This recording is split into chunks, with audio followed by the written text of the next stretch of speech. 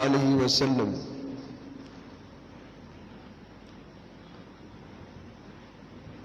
سنن دارمی میں سیدنا عبداللہ بن مسعود رضی اللہ تعالیٰ عنہ کی ایک روایت مروی ہے۔ وہ فرماتے ہیں کم من مرید للخیر لن یصیبہ،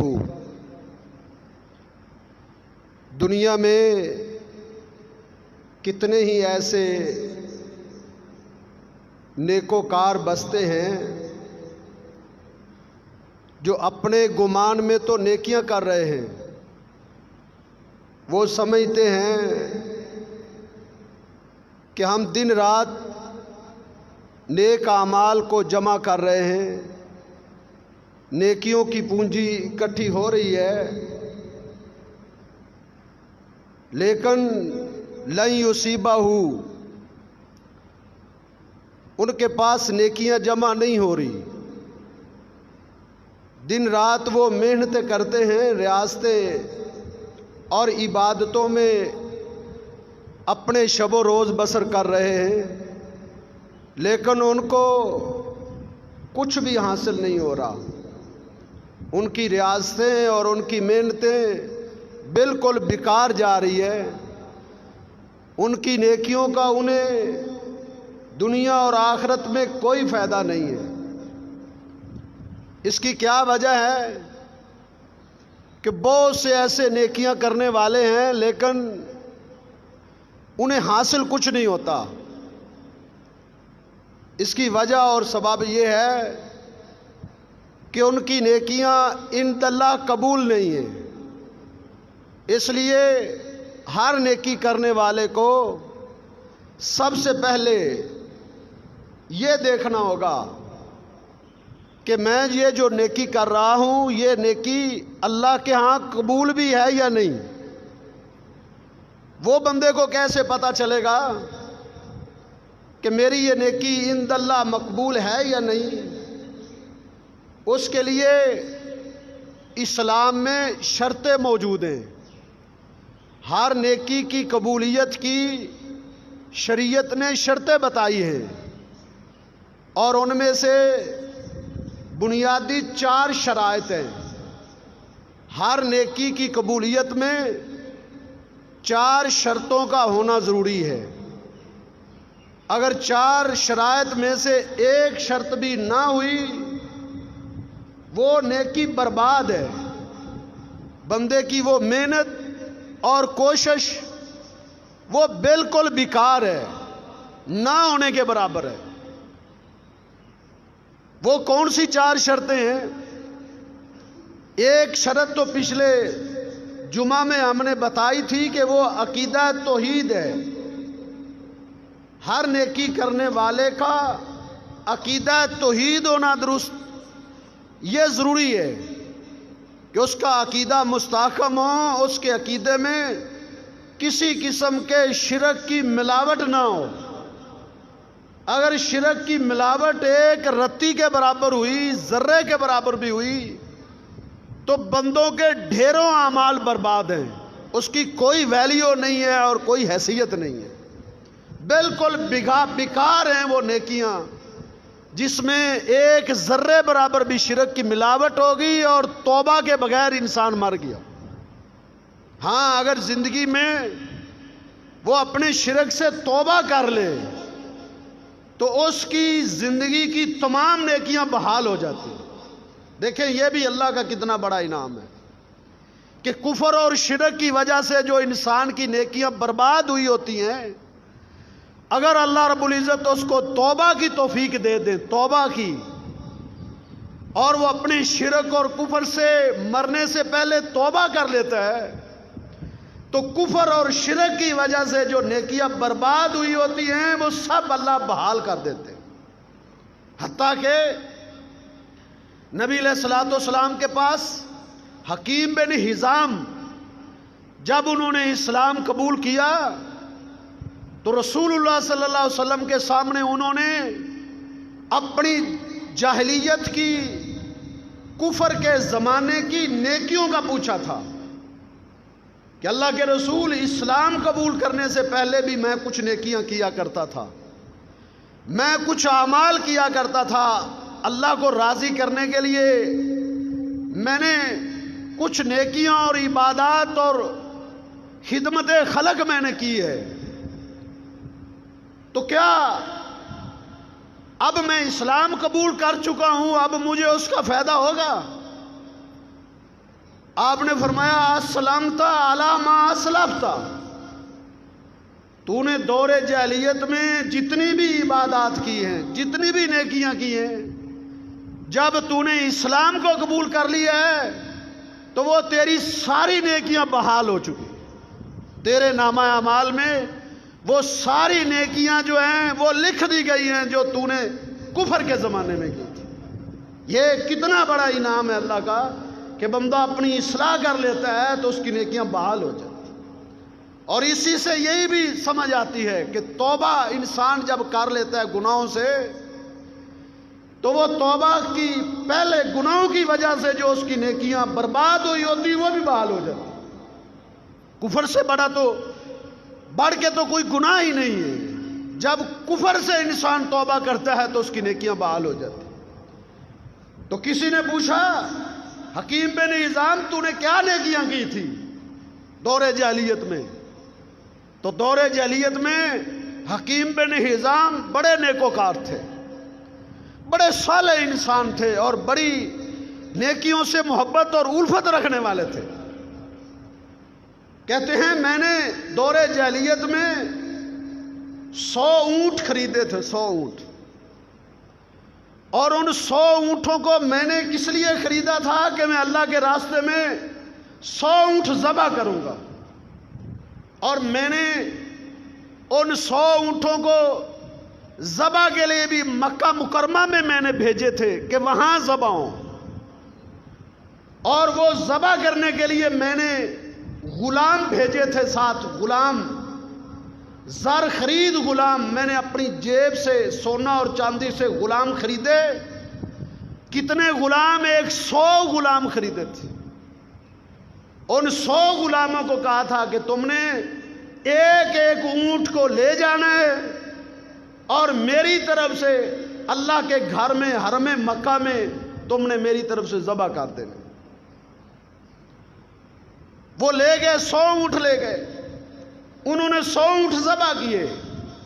جب وہ ذبح کر کے فارغ ہوئے تو حکیم بن حزام نے ان 100 غلاموں کو مخاطب کر کے کہا جاؤ تم سب کے سب اللہ کی رضا کے لیے آزاد ہو، میں نے تمہیں اللہ کی رضا کے لیے آزاد کر دی۔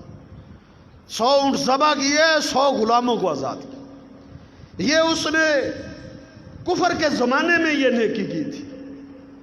تو آج اسلام قبول کرتے ہیں، اللہ کے پیغمبر صلی اللہ علیہ وسلم نے فرمایا خوش ہو جا، اللہ نے تیرے وہ 100 غلام بھی بحال کر دیے ہیں، اور تیرے 100 اونٹ بھی جو تو نے اللہ کے راستے میں ذبح کیے تھے وہ بھی اللہ نے قبول کر لیے، ان کی مقبولیت ہو چکی۔ حکیم بن حزام اتنے خوش ہوئے اس بشارت کو سن کے کہ میرا عمل قبول ہو گیا، اور یہ صحابہ کرام کے لیے بہت بڑی بشارت کی بات ہوا کرتی تھی کہ ان کی نیکی اللہ کے ہاں مقبول ہو جائے اور قبولیت کی سند مل جائے، نیک عمل کی قبولیت کی دلیل مل جائے کہ اللہ نے اس کو قبول کر لیے۔ ورنہ اسلاف مرد دم تک یہی بات پہ روتے رہے تھے پتہ نہیں ہماری نیکیاں اللہ کے ہاں قبول بھی ہیں یا نہیں، ہمارے سجدے اور ہمارے قیام اور ہمارے رکوع اور ہماری تہجدیں، ہمارے روزے یہ اللہ کے ہاں قبول بھی ہیں یا نہیں۔ اور ان کی تمنا ہوتی تھی کہ ہماری ایک رکعت اور ایک سجدہ بھی قبول ہو جائے تو یہ ہماری نجات کے لیے کافی۔ تو یہ بہت بڑی بشارت تھی حکیم بن حزام کے لیے کہ تیری اللہ نے دور جاہلیت کی ساری نیکیوں اور عبادات کو، خدمت خلق کو، صدقات و خیرات کو، نظر و نیاز کو اللہ نے اپنے دربار میں قبول کر لی۔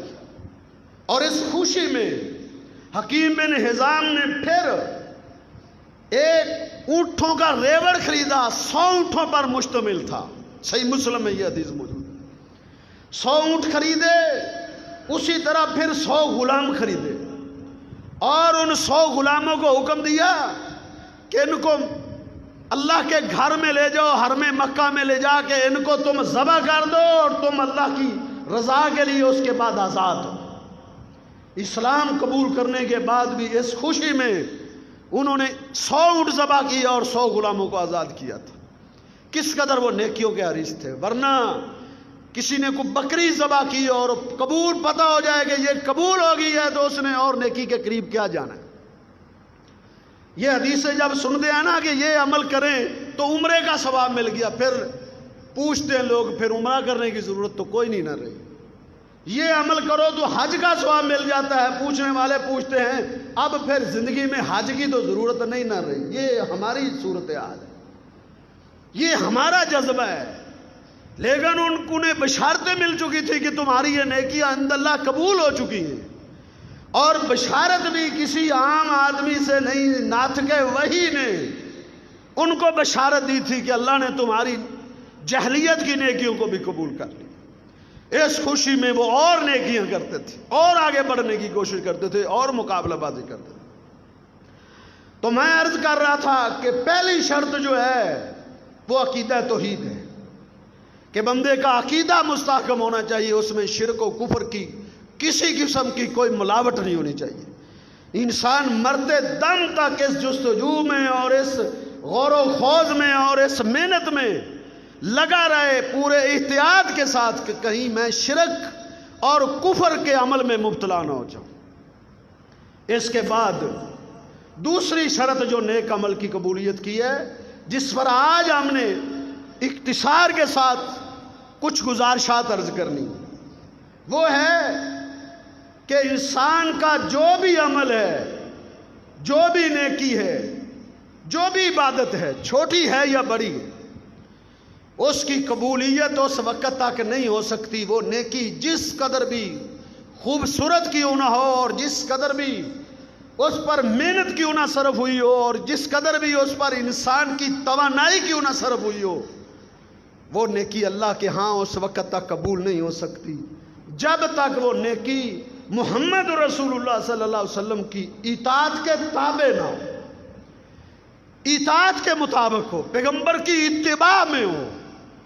اگر وہ نیکی پیغمبر کی اتباع اور پیغمبر کی اطاعت میں نہیں ہے، کتنی خوبصورت اور کتنی محنت اس پر کیوں نہ صرف ہوئی ہو، بالکل بیکار ہے، ردی ہے، اس نیکی کی کوئی حیثیت نہیں ہے اگر وہ نیکی اتباع رسول سے اور اطاعت رسول صلی اللہ علیہ وسلم سے خالی، کیونکہ قرآن اعلان کرتا ہے یا ایھا الذین آمنوا اطیعوا اللہ واطیعوا الرسول، اے ایمان والو اپنی ہر نیکی کو تم اللہ اور اس کے رسول کی اطاعت میں لے آؤ۔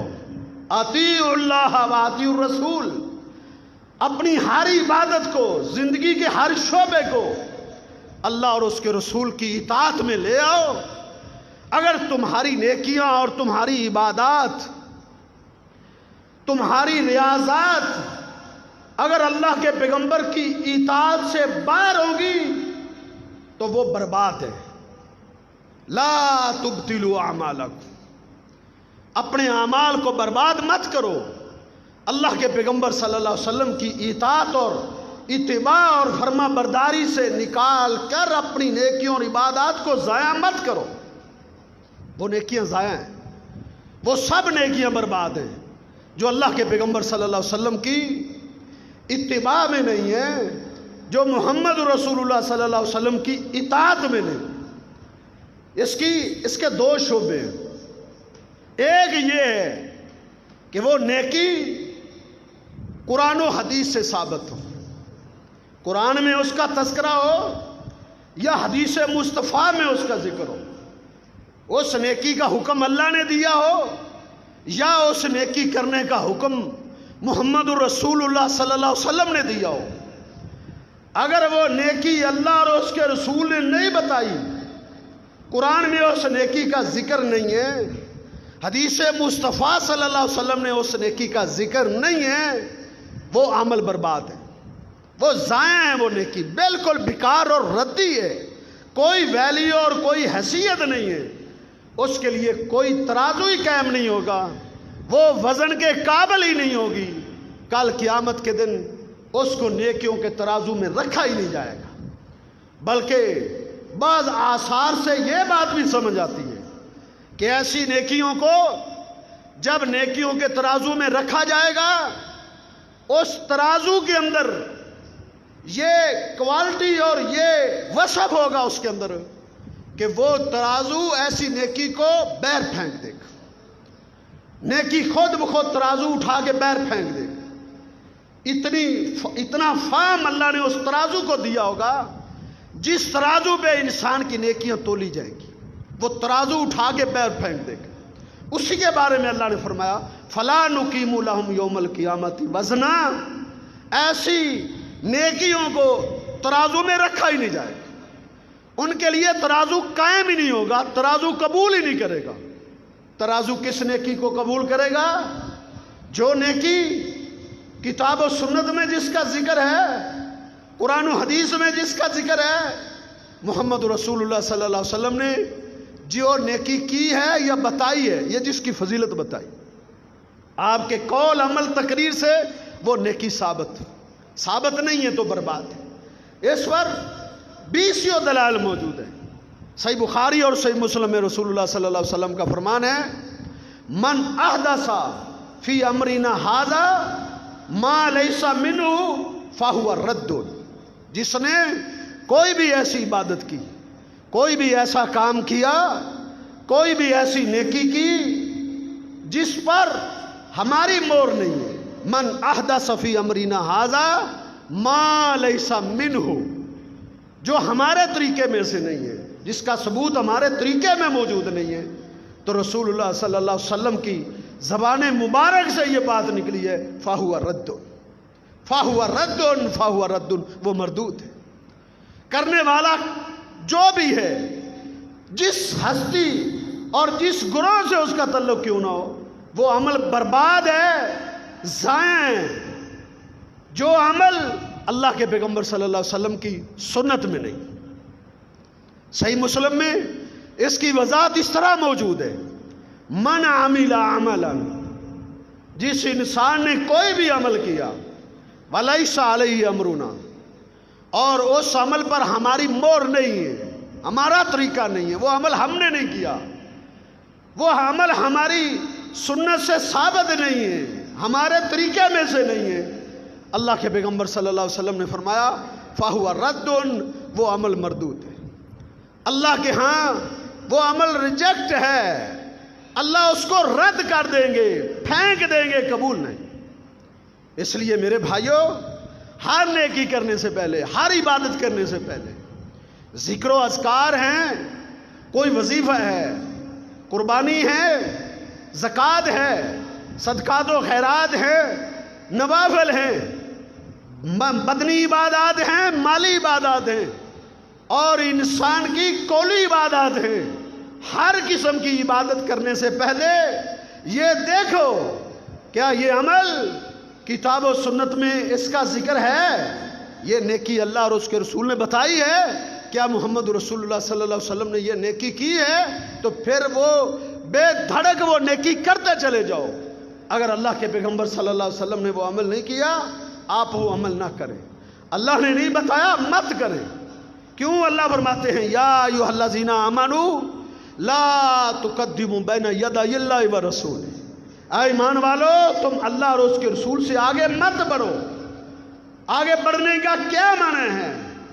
جس نیکی کا حکم اللہ اور اس کے رسول نے نہیں دیا وہ نیکی مت کرو، اس نیکی کے پیچھے اپنی توانائیاں مت ضائع کرو، اپنی قوتیں اور اپنی طاقتیں مت صرف کرو ایسی عبادات میں جو عمل، جو عبادت سنت سے ثابت نہیں، وہ ضائع ہے، بیکار ہے بالکل، جو اللہ کے پیغمبر صلی اللہ علیہ وسلم کے طریقے سے ثابت نہیں۔ سیدنا ابو موسیٰ اشعری کوفے کی جامع مسجد میں فجر کی نماز پڑھنے کے لیے گئے، لیکن ابھی وہ مسجد میں داخل ہی ہوئے تھے، انہوں نے ایک عجیب عمل دیکھا کہ کچھ لوگ بیٹھے ہیں انہوں نے حلقے بنا لیے، چھوٹے چھوٹے گروہ بنا لیے، فجر کی نماز کے انتظار میں بیٹھے ہیں، 5-5 7-7 10-10 آدمیوں کی ٹولیاں بن گئی ہیں، ہر ٹولی میں ایک آدمی کھڑا ہے، وہ اپنے گروہ کو، اپنی ٹولی کو کہتا ہے سبحوا مئۃ، 100 مرتبہ سبحان اللہ کہو۔ وہ سب یک زبان سبحان اللہ سبحان اللہ سبحان اللہ کا ورد کر رہے ہیں۔ ان کے ہاتھوں میں کنکریاں تھیں، 7 ان کنکریوں پر گنتے جا رہے ہیں، ہر ٹولی یہ عمل کر رہی ہے۔ صحابی رسول نے اب یہ عمل دیکھا، وہ حیران رہ گئے۔ حیران کس لیے ہوئے تھے؟ کہ انہوں نے یہ عمل محمد رسول اللہ صلی اللہ علیہ وسلم کی زندگی میں نہیں دیکھا تھا۔ لوگ ذکر تو کرتے تھے، ذکر و اذکار کثرت سے کرتے تھے، لیکن یہ انداز اور یہ کیفیت بالکل نئی تھی، ایجاد شدہ تھی۔ اس کا ثبوت کتاب و سنت میں اور صحابہ کرام کے عمل میں نہیں تھا۔ اب اس نے کیا کیا؟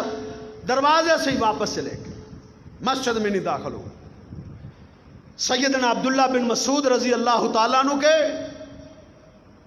دروازے پہ چلے گئے، یہ فجر سے پہلے کی بات۔ جب ان کے دروازے پہ پہنچے، بہت سے تابعین جن میں سیدنا عمر بن سلمہ بھی موجود تھے، وہ عبداللہ بن مسعود رضی اللہ تعالیٰ عنہ کے دروازے پر بیٹھے تھے اور صحابی رسول کا انتظار کر رہے ہیں۔ فجر سے پہلے کی بات ہے کہ صحابی رسول نکلیں اور ہم ان کے ساتھ مسجد میں جائیں۔ کہتے ہمارا روز کا یہ معمول تھا کہ صحابی رسول گھر سے بیٹھ تشریف لاتے، ہم ان کی معیت میں کوفے کی جامع مسجد میں جا کے فجر کی نماز پڑھتے۔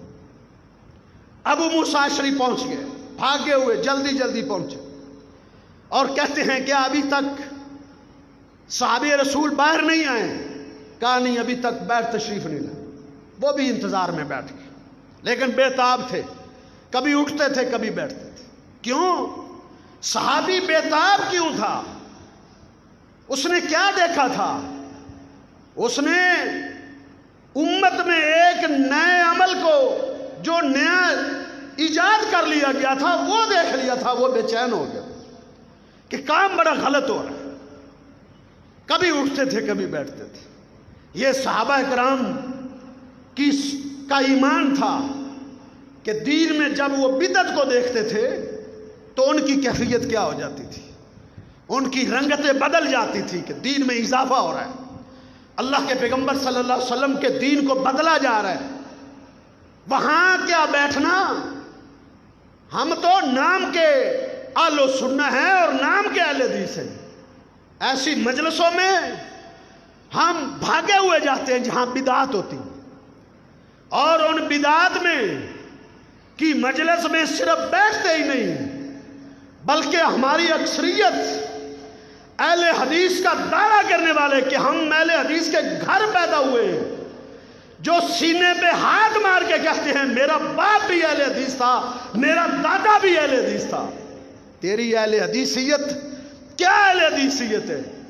تو اہل بدعت کی مجلس میں بیٹھے تو پھر وہ اہل بدعت والا عمل کرے۔ اہل بدعت اپنی مجلسوں میں وہ عمل کریں جو سنت سے ثابت نہیں ہے، پیغمبر کی حدیث سے ثابت نہیں ہے۔ چاہے جائے کہ تو اس مجلس سے نفرت کرتا ہوا اٹھ جاتا یا تو ان کا رد کرتا، وہاں تو امر بالمعروف اور نہی عن المنکر کا فریضہ سر انجام دیتا۔ من رأى منکم منکرا فلیغیرہ بیدہ کی عملی تصویر بنتا، فإن لم یستطع فبلسانہ، پر تو عمل کا مظاہرہ کرتا، فإن لم یستطع فبقلبہ، دل سے نفرت کرتا ہوا اٹھ جاتا۔ تو جدی پوچھتی اہل حدیث، تو بھی وہاں بیٹھا ہوا ہاتھ اٹھا رہا ہے۔ یہ پوری پہ بیٹھا ہوا اہل حدیث کا بچہ ہے، اہل حدیث کے گھر پیدا ہوا ہے، اس کا دادا بھی اہل حدیث تھا، اس کا پردادا بھی اہل حدیث۔ عمل وہ کر رہے ہیں جو محمد رسول اللہ صلی اللہ علیہ وسلم نے اپنی 23 سالہ زندگی میں نہیں کیا۔ صحابہ کرام نے اپنی پوری زندگیوں میں نہیں کیا. چہ جائے کہ تو اس مجلس سے اٹھ جاتا, نفرت کرتا, اگر تو رد نہیں کر سکتا تھا. ورنہ تیرے اندر جرت تو ہے, جب تیری ذات پر کوئی حملہ کرے تیری زبان بھی چلتی ہے, تیرا ہاتھ بھی چلتا ہے. لیکن دین میں کوئی بگاڑ ڈالے, اللہ کے لائے ہوئے اتارے ہوئے دین کو کوئی بدلے اور آپ کی کان میں جوں تک نہ رینگے, یہ کیسا اسلام ہے؟ یہ تیری کیسی سلفیت ہے؟ یہ تیری کیسی اہل حدیثیت ہے؟ اپنے ایمان کی خبر لے, متبع سنت بنے. ایسی مجلس میں مت بیٹھے جہاں بدعت ہو رہی. کتنے ایسے اہل حدیث ہیں جن کے باپ اہل حدیث تھے, وہ جشن میلاد کے جلوسوں میں ملے, اہل حدیث کہلانے والے, اور ان کی محفل میلاد جس کا اسلام میں کوئی ثبوت نہیں ہے, ان کے جلوس اور ان کے حلووں میں شامل ہونے والے. تم نے اپنے آباء و اجداد کے دین کو بھی پس پش ڈال دیا. حق کو دیکھیں, حق کو سمجھیں. حق کیا ہے, اسلام کیا ہے, دین کیا ہے, سنت کیا ہے. دین صرف سنت کا نام ہے. یہاں دیکھیں, صحابی بے تاب ہے, مسجد میں بیٹھا نہیں, سیدھا بھاگ کے صحابی رسول کے پاس گئے کہ تاکہ اس کو بلایا جائے اور اس کا رد اچھے طریقے سے کیا جائے. اور وہاں کبھی بیٹھتے ہیں کبھی اٹھتے ہیں. عبداللہ بن مسعود رضی اللہ تعالیٰ عنہ نکلے اور سب اس کے معیت میں مسجد کوفہ کی طرف بڑھنے لگے. اور راستے میں ابو موسیٰ اشعری رضی اللہ تعالیٰ عنہ عرض کرنے لگے کہ اے ابو عبد الرحمن, آج میں مسجد میں جب داخل ہوا ہوں میں نے ایک عجیب کام دیکھا. کہا کیا تو نے دیکھا ہے؟ اس نے کہا کام بڑا عجیب ہے. انکرتہ, مجھے اس کام سے بڑی نفرت ہو گئی تھی. میں سیدھا آپ کے پاس آیا. کہا کیا آپ نے دیکھا ہے؟ کہا ان عشت فسترا. اے عبداللہ بن مسعود, اگر اللہ نے آپ کو زندگی دی تو آپ خود دیکھ لیں. کیا زندگی دی؟ کہ اگر آپ گھر سے نکل چکے ہیں, اگر آپ مسجد پہنچنے تک اللہ نے آپ کو زندہ رکھا تو آپ خود دیکھ لیں. کہا تم نے دیکھا کیا ہے؟ کہا میں نے لوگوں کے حلقے دیکھے ہیں. لوگ حلقے بنا کے بیٹھے, ٹولیاں بنا کے بیٹھے, اور ہر ٹولی میں ایک شخص بیٹھا ہے, کھڑا ہے, اور انہیں کہہ رہے 100 مرتبہ سبحان اللہ کہو. وہ 100 مرتبہ سبحان اللہ کہتے ہیں. پھر انہیں وہ کہتا ہے 100 مرتبہ الحمدللہ کہو. وہ الحمدللہ بولتے ہیں. پھر وہ کہتا ہے 100 مرتبہ اللہ اکبر کہو. وہ یہ کہتے ہیں. وہ کرتے چلے جاتے, ہاتھوں میں کنکریے, اجتماعی ذکر ہو. صحابی رسول کہنے لگے اے ابو موسیٰ اشعری, تو نے ان کا رد نہیں کیا, تو نے انہیں کچھ نہیں کہا, ڈانٹا ان کو. تجھے رد کرنا چاہیے تو میرے پاس کیا لینے آئے؟ تمہیں سمجھانا چاہیے تھا. تو نے کہتا, انہیں یہ کہتا جا کے, اس سے بہتر تھا تم جا کے گناہ کرتے, اپنے گناہوں کو گنتے, اپنی نافرمانیوں کا کنکریوں پر شمار کرتے, اور آنا زمین تو میں گارنٹی دیتا ہوں کہ اگر تم گناہ کر کے گناہوں کو گنتے, تمہارے نامہ اعمال میں گناہ تو لکھے جانے تھے, لیکن تمہاری زندگی کی نیکیاں برباد نہیں ہونی تھی. انہیں یہ کہنا چاہیے تھا آپ نے کہ اگر تم گناہ گنتے تو تمہاری زندگی کی عبادات نے برباد نہیں ہونا تھا, لیکن آج جو تم عمل کر رہے ہو اس سے تمہاری زندگی کی ریاستیں, عبادتیں, نیکیاں برباد ہو چکی. کہا چلو پھر چلتے. صحابہ رسول جلدی جلدی پھر اپنی چال میں تیزی لاتے کہ لوگ یہ عمل کر رہے ہیں. آئے اور ان حلقوں میں کھڑے ہو گئے. آگے کیا کہتے ہیں؟ من عرفنی فقد عرفنی. اے اہل کوفہ, کیا تم مجھے جانتے ہو؟ من عرفنی فقد عرفنی. جو مجھے جانتا ہے وہ جانتا ہے, جو نہیں جانتا وہ جان لے.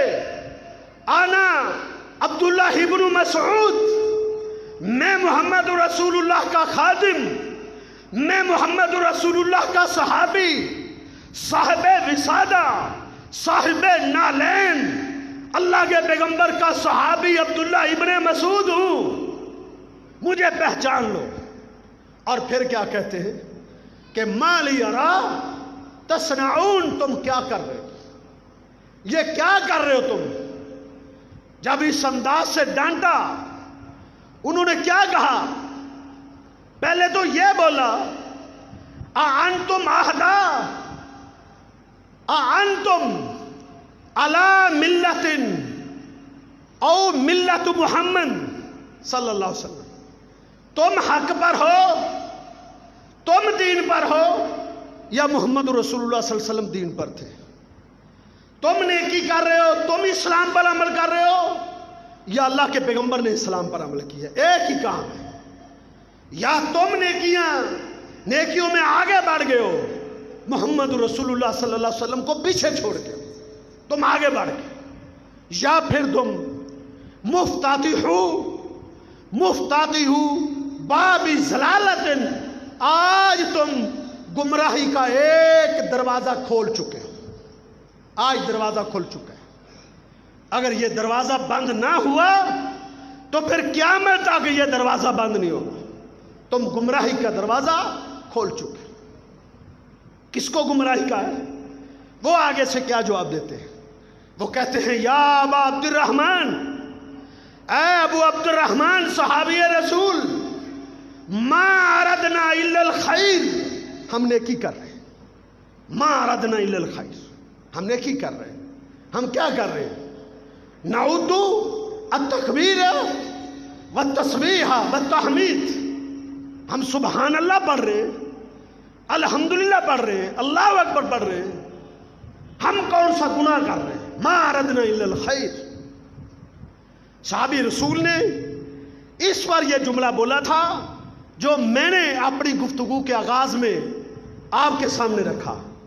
اس وقت عبداللہ بن مسعود نے یہ بات کہی تھی کہ کم من مرید للخیر، بڑے ایسے ہیں جو نیکیوں کی جستجو میں تو رہتے ہیں، نیکیوں کی لگن ہوتی ہے انہیں، نیکیوں کا ذوق ہوتا ہے انہیں، نیکیوں میں لگے رہتے ہیں، لن یصیبہ، لیکن وہ نیکی انہیں ملتی نہیں ہے، اس کا اجر نہیں انہیں ملتا، وہ نیکی ان کے نامہ اعمال میں نہیں لکھی جاتی۔ بڑے ایسے نیکیاں کرنے والے موجود ہیں، بڑے ایسے۔ پھر کیا کہا صحابی رسول نے؟ اس نے کہا ابھی وہی حکم یا امت محمد، ہائے افسوس، وہی حکم یا امت محمد، تمہاری ہلاکت اور بربادی ہو اے محمد رسول اللہ کی امت، ما اسرا ہلاکتکم، تم اتنی جلدی ہلاک ہو چکے ہو، تم اتنی جلدی گمراہ ہو چکے ہو، تم اتنی جلدی صراط مستقیم سے ہٹ چکے ہو، تم اتنی جلدی بدعت میں مبتلا ہو چکے ہو۔ ہؤلائی صحابۃ محمد موافرون، اس ظالموں، ابھی تو اللہ کے پیغمبر کے صحابہ موجود ہیں، تمہارے کوفے میں موجود ہیں، کہ صحابہ کی موجودگی میں جنہوں نے اللہ کے نبی کو دیکھا تھا، جن ہستیوں نے اللہ کے پیغمبر کے سامنے گھٹنے ٹیک کر دین اور سنت کو طلب کیا تھا، ان کی موجودگی میں تم گمراہ ہو چکے ہو، ان کی موجودگی میں تم سیدھے راستے سے بھٹک چکے ہو۔ وہی حکم یا امت محمد، اتنی جلدی؟ آگے کیا کہا؟ ابھی تک تو اللہ کے پیغمبر صلی اللہ علیہ وسلم کے لباس جو تھا نا، جو آپ پہنا کرتے تھے، وہ لباس ابھی تک پوشیدہ نہیں ہوا، ابھی ان کپڑوں کو دیکھیں وہ اسی طرح پڑے۔ کیا مطلب ہے؟ ابھی تو اتنا لمبا زمانہ نہیں گزرا، ابھی تو اتنا لمبا دور نہیں گزرا، اور اللہ کے پیغمبر صلی اللہ علیہ وسلم کے کپڑے اور آپ کا لباس بھی پوشیدہ نہیں ہوا۔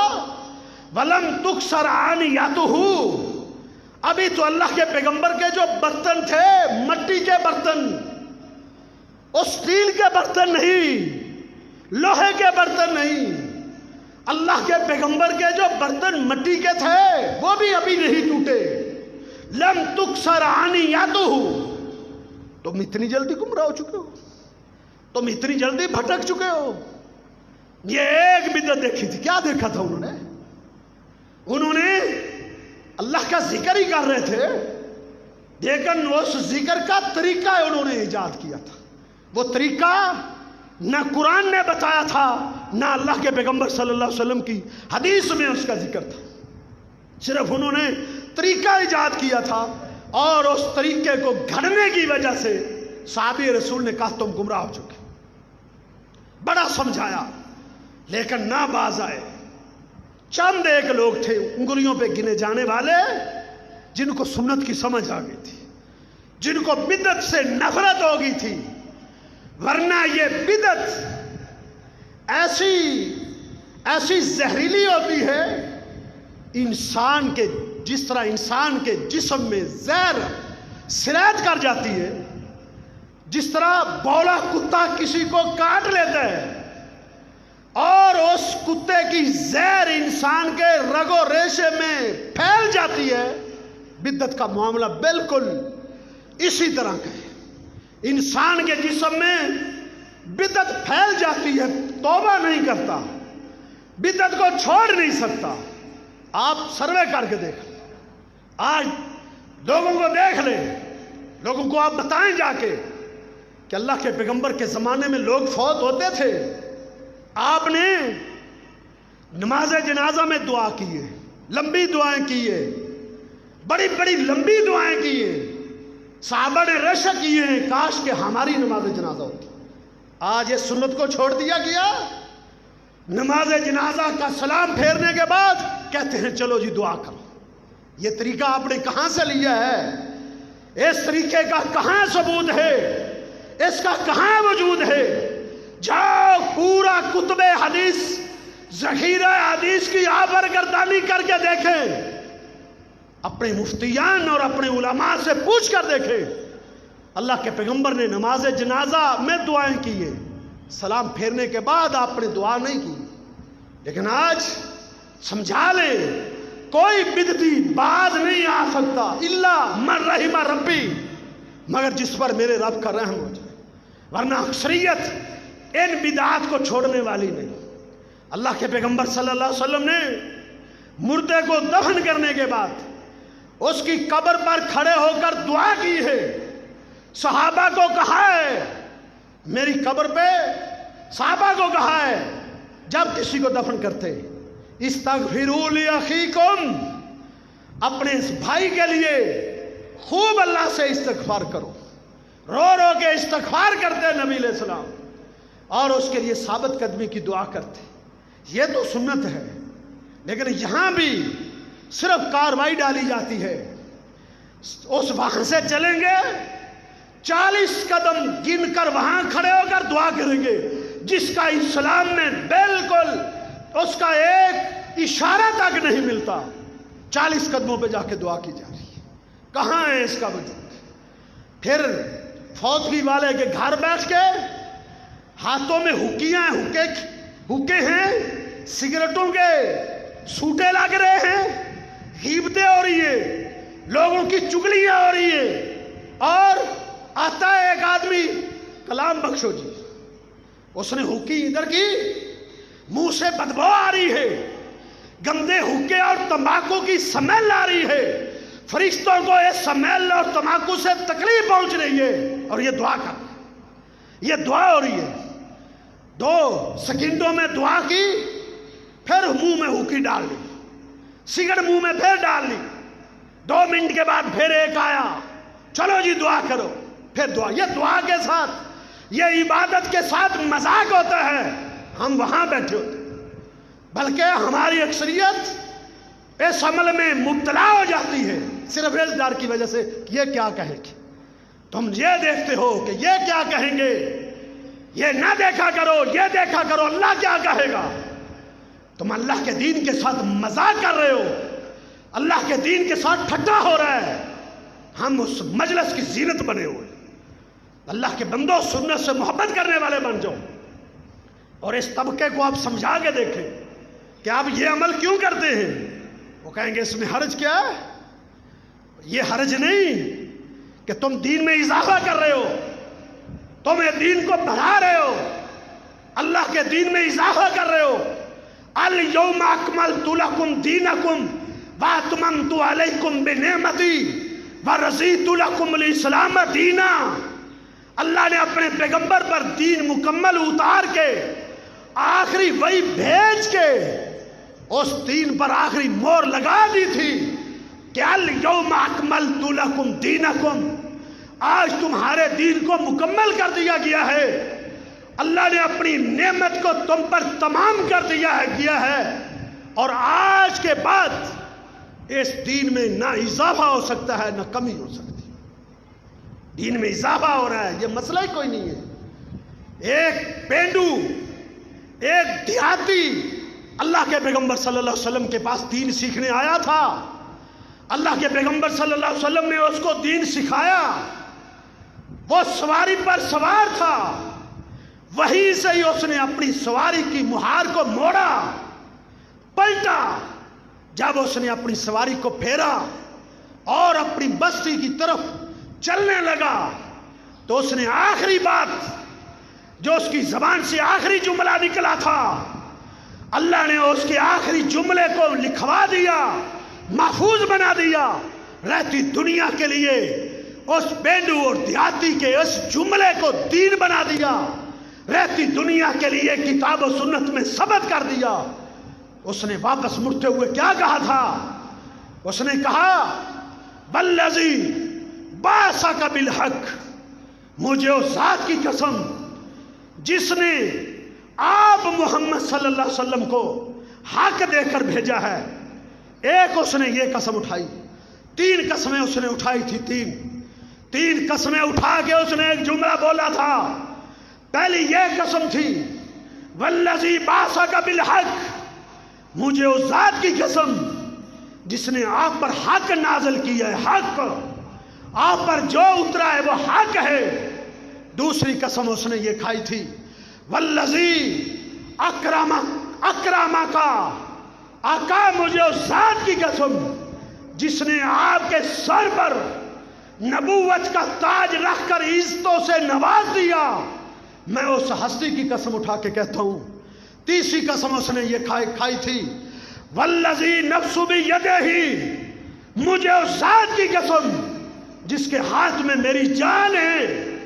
تین قسمیں کھائی، پھر اصول بتا دیا، ایک کلیہ بتا دیا کہ میں یہ تین قسمیں اٹھا کے کہتا ہوں، جو میں نے آپ سے دین سنا ہے، لا ازید علی ھذا شیئا ابدا، تین لفظ بولے، لا ازید علی ھذا، میں اس دین پر کبھی بھی زیادتی نہیں کروں گا، کبھی اضافہ نہیں کروں گا، اپنی طرف سے کسی چیز کو ویلڈ نہیں کروں گا، اپنی طرف سے کسی چیز کو دین نہیں بناؤں گا۔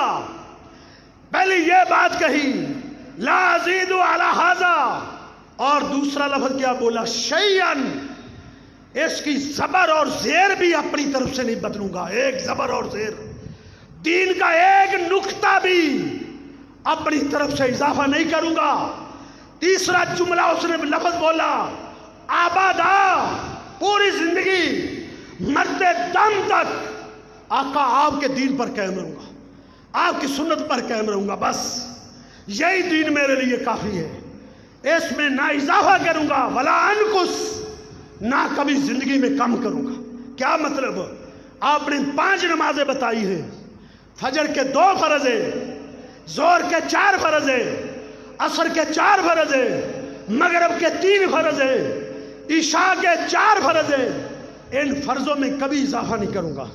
شارحین نے جو اس پر شرح لکھی، شروع کی کتابیں لکھی، فجر کے 2 فرض پڑھوں گا، 3 نہیں پڑھوں گا، ظہر کے 4 فرض پڑھوں گا، 5 نہیں پڑھوں گا، عصر کے 4 پڑھوں گا، 5 نہیں، مغرب کے 3 پڑھوں گا، 4 نہیں، کبھی اضافہ نہیں کروں گا۔ ہمارے جیسا ہوتا کہتا حرج کیا ہے؟ اگر فجر کی 2 رکعتوں میں اللہ کا ذکر ہوتا ہے تو 3 پڑھیں گے، ذکر بڑھ جائے گا، سورہ فاتحہ بڑھ جائے گی، رکوع کی تسبیحیں بڑھ جائے گی، سجدے بڑھ جائیں گے، نیکیاں بڑھ جائیں گی، لیکن نہیں، اسے پتا تھا دین میں کوئی اضافہ نہیں کر سکتا، دین میں کوئی کسی قسم کا آدمی اپنی طرف سے ٹوچن نہیں لگا سکتا. یہ بات اس نے کہی، اپنی اونٹ کو دوڑایا. اللہ کے پیغمبر صلی اللہ علیہ وسلم نے جب اس کے اس جملے کو سنا، آپ نے اپنے صحابہ کی طرف دیکھا، آپ نے سنا تم نے اس کی بات کو، اس کے جذبے کو، اس کے عزم کو. آپ نے فرمایا من سرہ ان ینظر الی رجل من اہل الجنہ، اے نفوس قدسیہ، اے میرے صحابہ کی جماعت، اگر تم اللہ کی زمین پر آسمان کی اس چھت کے نیچے کسی جنتی انسان کا چہرہ دیکھنا چاہتے ہو، کسی جنتی انسان کو دیکھنا چاہتے ہو، فَلْيَنْظُرْ إِلَىٰ هَذَا، اس شخص کو دیکھو، دیکھو یہ شخص جا رہا ہے، یہ جنتی جا رہا ہے، یہ میری امت کا جنتی ہے. اللہ نے جبریل کے ذریعے آسمان سے اسی وقت اس کے لیے جنت کی سند اتار دی، جنت کا سرٹیفکیٹ اتار دیا، جنت کی اللہ نے اس کے لیے ایک گارنٹی اور ضمانت اتار دی کہ یہ جنتی شخص جا رہا ہے. اس نے ابھی تک ایک نماز بھی نہیں پڑھی تھی، ابھی تک ایک روزہ نہیں رکھا تھا، ابھی تک اس نے کوئی عبادت نہیں کی تھی، لیکن وہ جنت کا ٹکٹ لے گیا. بلکہ اس حدیث کے بعض طرق میں اس دیہاتی کے بارے میں یہاں تک لکھا ہوا ہے، اس کا اونٹ، اس کی سواری ابھی تھوڑی دور آگے ہی گئی تھی، اس کی سواری کا پاؤں ایک سوراخ میں آیا، سواری میں لچک پیدا ہوئی اور وہ اپنی گردن کے بل گرا اور گرتے ہی وہ فوت ہو گیا. اللہ کے پیغمبر صلی اللہ علیہ وسلم بھاگے ہوئے پہنچے اور آپ نے اس کے سر کو اٹھایا، اپنی گود میں رکھا. آپ نے فرمایا رأیت ملکین یدوسان فی فیہ من اسمار الجنہ. اور میرے صحابہ، اس نے ابھی تک کوئی نیکی نہیں کی، لیکن اس کا یہ بول اللہ کو اتنا پسند آیا ہے کہ اللہ نے اس کے مرنے سے پہلے اس کے منہ میں جنت کے پھل داخل کیے اور جنت کا پھل دے کر فرشتوں کو بھیج دیا جو اس کے منہ میں جنت کے پھل داخل کر رہے تھے. اس نے ابھی کوئی نیکی نہیں کی تھی، لیکن اس نے کہا تھا آقا میں زندگی بھر آپ کے دین میں کبھی اضافہ نہیں کروں گا، کبھی اضافہ نہیں کروں گا. نبی علیہ الصلوۃ والسلام نے اپنے ہاتھوں سے اس کو لحد میں اتارا تھا. قربان جائیں اس پینڈو اور اس دیہاتی کی عظمت اور شان پر کہ جن ہاتھوں کا تذکرہ قرآن نے کیا ہے، جن ہاتھوں کا ذکر قرآن نے کیا ہے، ان مبارک ہاتھوں سے اس کو لحد میں اتارا گیا. اللہ کے پیغمبر نے اس کو دفن کیا اور اس پر مٹی ڈالی. اس کی قبر پہ کھڑے آپ کہہ رہے تھے عاملہ کثیرن، عاملہ کثیرن، عاملہ قلیلاً. اس نے چھوٹی سی نیکی کی ہے، بس چھوٹی سی. کیا نیکی تھی؟ بس اس نے کہا تھا میں اس دین پر قائم رہوں گا، کبھی اضافہ نہیں کروں گا. اس نے عمل تھوڑا کیا ہے لیکن اوجیرا کثیرا، اللہ نے اس کو بڑا اجر دے دیا. اور بڑا اجر چاہتے ہو؟ عمل سنت کے مطابق کرو، چھوٹا عمل کر لو، چھوٹی نیکی، ڈھیروں نیکیاں نہیں، عمل کے سنت کے مطابق ہو. عاملہ قلیلاً، اس نے عمل چھوٹا کیا ہے، اجر بڑا لے گیا. تو میرے بھائیوں، یہ تھے، یہ دین تھا. دین میں اضافہ نہیں کیا جا سکتا، دین میں اضافہ بدعت ہے. وقت نہیں مجھے اجازت دیتا، ورنہ میں آپ کے سامنے اور نفوس قدسیہ کے وہ آثار رکھتا کہ جب وہ کسی کو دیکھتے تھے وہ دین میں اضافہ کر رہے ہیں، ان کی پیشانیاں سلوٹوں سے بھر جاتی تھی، چہرے غصے سے سرخ ہو جاتے تھے، کیسے ان کو ڈانٹتے تھے، کیسے رد کرتے تھے. لیکن آج آپ دیکھیں لوگ ڈٹائی کے ساتھ، بڑی دیدہ دلیری کے ساتھ ڈٹے ہوئے ہیں. آپ انہیں کہیں یہ سب کچھ بدعت ہے، یہ سب کچھ بدعت ہے، کہیں گے ماننے کے لیے تیار نہیں ہے، بلکہ الٹا ہمیں کہیں گے مر گیا مردود، نہ فاتحہ نہ درود. ہم فوتگی والے کے گھر بیٹھ کے بار بار یہ ہاتھ نہیں اٹھاتے. کیوں؟ ہمارے پیغمبر نے یہ عمل نہیں کیا. ہمارے پیغمبر نے جنازے میں دعا کی ہے, فوتگی کی خبر ملی ہے جب کسی کی دعا کی ہے, قبر پہ جا کے دعا کی ہے, فوتگی والے کے گھر جا کے. اللہ کے پیغمبر صلی اللہ علیہ وسلم نے زندگی میں ایک مرتبہ بھی ہاتھ اٹھا کے دعا نہیں کی. آپ ان لوگوں کو کہیں یہ عمل سنت سے ثابت نہیں چھوڑیں گے, نہیں چھوڑیں گے. کیوں؟ ان اللہ حاجب التوبۃ عن صاحب بدعۃ. اللہ بدعتی شخص کو دنیا میں ایک سزا دیتے ہیں. وہ کیا سزا ہوتی ہے کہ اللہ اس کو توبہ کی توفیق ہی نہیں دیتے, توبہ کی توفیق سلب ہو جاتی ہے. چوری کرنے والا چور توبہ کر سکتا ہے, شراب پینے والا شرابی توبہ کر سکتا ہے, زنا کرنے والا زانی توبہ کر سکتا ہے, وہ سمجھتا ہے میں گناہ کر رہا ہوں. بدعت کرنے والا نیکی سمجھتا ہے, عبادت سمجھتا ہے, وہ کبھی توبہ نہیں کرے گا. بہت کم ایسا ہوتا ہے. عبداللہ بن مسعود رضی اللہ تعالیٰ نے ان کو سمجھایا, لیکن اکثریت ایسی تھی انہوں نے توبہ نہیں کی. بلکہ اس حدیث کے جو راوی ہیں جناب عمر بن سلمہ, جنہوں نے عبداللہ بن مسعود سے یہ حدیث اس مجلس میں سنی تھی, وہ کہتے ہیں میں نے اس ساری قوم کو دیکھا جو گروہ میں ٹولیوں میں کنکریوں پر ذکر کر رہے تھے, سب خارجی ہو گئے تھے. عامتا اکثریت ان کی خارجی ہو گئی تھی. حضرت علی کے خلاف تلواریں اور نیزے لے کر نکل آئے تھے, اس کے خلاف انہوں نے جنگ کی تھی. حضرت علی نے سب کو قتل کر دیا تھا, سب کو مار دیا تھا. یہ بدعت کا نتیجہ ہے. بدعت کرتے کرتے انسان کفر میں چلا جاتا ہے, بدعت کرتے کرتے انسان ضلالت میں چلا جاتا ہے, اور یہ بدعت کا رزلٹ نتیجہ ہوتا ہے. میرے بھائیوں, زندگی بھر سنت پر قائم ہو جاؤ بس. اس سے نہ آگے بڑھو نہ پیچھے ہٹو. اس پر نہ زبر کا اضافہ کرو نہ زیر کا, نہ نقطے کا اضافہ کرو. بس جو سنت میں ہے وہ کر گزرو, جو سنت نہیں ہے اس کو چھوڑ دو. اللہ مجھے اور آپ کو زندگی بھر آقا کی سنت پر قائم رکھے. موت آئے تو سنت کی حالت میں موت آئے. بدعات اور گمراہیوں سے اللہ ہمیں بچا کے رکھے. قولوا قولی ھذا استغفر اللہ لی و لکم.